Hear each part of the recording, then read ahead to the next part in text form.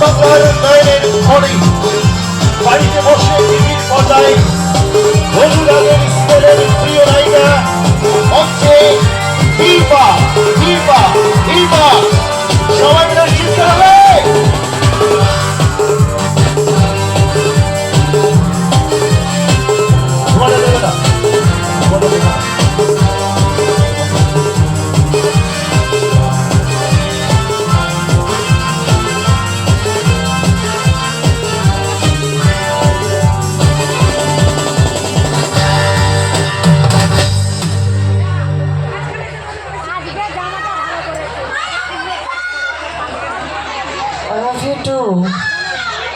নমস্কার, সবাই কেমন আছো? প্রথমেই বলে দিই আমার গলার অবস্থা খুব খারাপ, বিকজ এই কদিন ধরে এত চিৎকার চেঁচামেচি সিং যাচ্ছে, তো হাইপার সিং। তোমরা দেখছো নিশ্চয়ই, দেখছো তো? মেয়েরা যা একটা কাণ্ড করে বসছে, মানে তোমরা যেমন ভাবছো যে দীপার প্রচুর বয়স, স্বস্তিকার কিন্তু অত বয়স হয়নি এখনো। তো কেমন লাগছে এখন অনুরাগের ছোঁয়া? সত্যি কথা বলে মনে রাখার জন্য কিন্তু কেউ কোনো কথা বলবে না। অনেস্টলি অ্যান্সার দেবে, আমি খুশি হব। সত্যি কথা বলতে আমি বেশি খুশি হব। মনে রাখার জন্য কথা বললে কিন্তু আমি বুঝতে পেরে যাবো।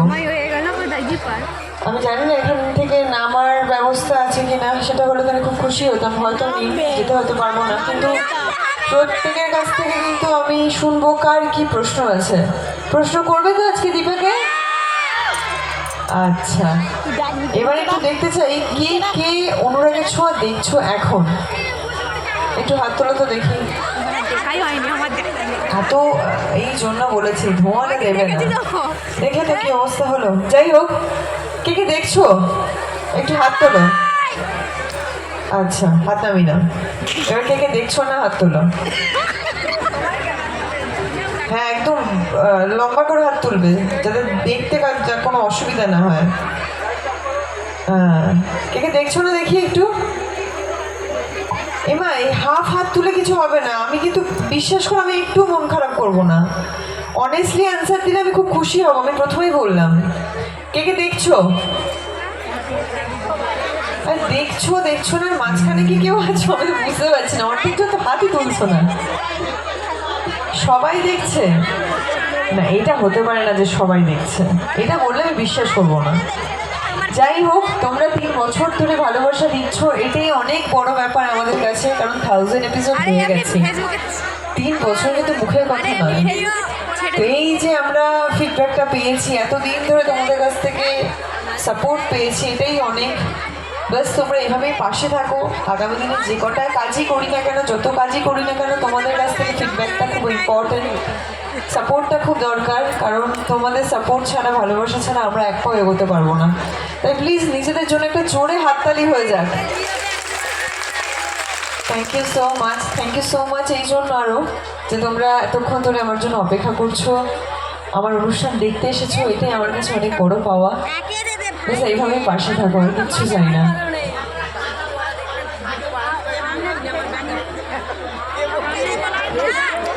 কিছুই বোঝা গেল না। না, অ্যাকচুয়ালি আমি মেদিনীপুরের ভাষাটা বুঝি, কিন্তু সেটা অল্প অল্প। কিছু কিছু ভাষা মানে একটু টাফ হয় আমার জন্য বোঝা। আরেকবার বলবেন আপনি? আপনি যদি জানেন একটু প্লিজ শুনে দিন। হ্যাঁ,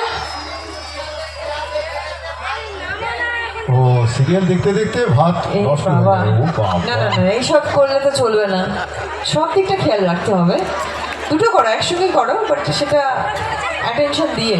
সিরিয়ালেও কান খুলে রাখবে। সিরিয়ালে তুমি যদি যাই রান্না করো, যাই করো না কেন, যে কোনো কাজই করো না কেন, কানটা খুলে রাখলে দেখবে সব ফুলফিল হয়ে গেছে। যাই হোক, একটা বাংলা গান দিয়ে শুরু করি নাকি?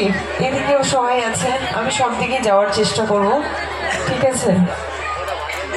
তো একটা বাংলা গান দিয়ে শুরু করি, ঠাকুরের গান দিয়ে শুরু করি।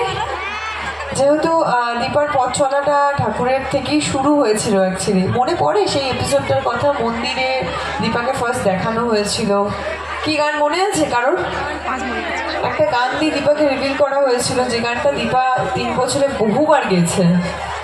জানো কি, মনে আছে কারোর এই গানটা? চলো ওই গানটা দিয়ে শুরু করছি, আবার মনে করিয়ে দিই সবাইকে। আচ্ছা, অনুষ্ঠান মঞ্চে আমাদের প্রিয় অভিনেত্রী দীপা অপরূপী স্বস্তিকা, আমরা ওনাকে অনেক অনেক স্বাগত জানাই মিলন সংঘের পক্ষ থেকে। আজকের অনুষ্ঠান মঞ্চে প্রিয় অভিনেত্রী রয়েছে, আপনারা সবাই জানেন উনি একজন অভিনেত্রী, অভিনয় করাটাই ওনার কাজ, কিন্তু আজকের অনুষ্ঠান মঞ্চে সবাইকে খুশি করতে এসেছেন, আনন্দ করতে এসেছেন, দীর্ঘ সময় কথা বলবেন, কম বেশি কিছু গানও শোনাবেন। তার আগে আপনারা ভালোবাসেন তো, সত্যি মন প্রাণ থেকে ভালোবাসেন তো নাকি? একটা নমুনা দেবেন, একটা কতটা ভালোবাসেন একটা নমুনা দেবেন। লাইটটা অফ হবে, যাদের হাতে মোবাইল আছে মোবাইলের ফ্ল্যাশ লাইটটা জেলে ধরবেন, তাহলে দেখুন পরিবেশটা একটা বদলে যাবে। লাইটটা বন্ধ করে দেবো, যিনি লাইটের দায়িত্ব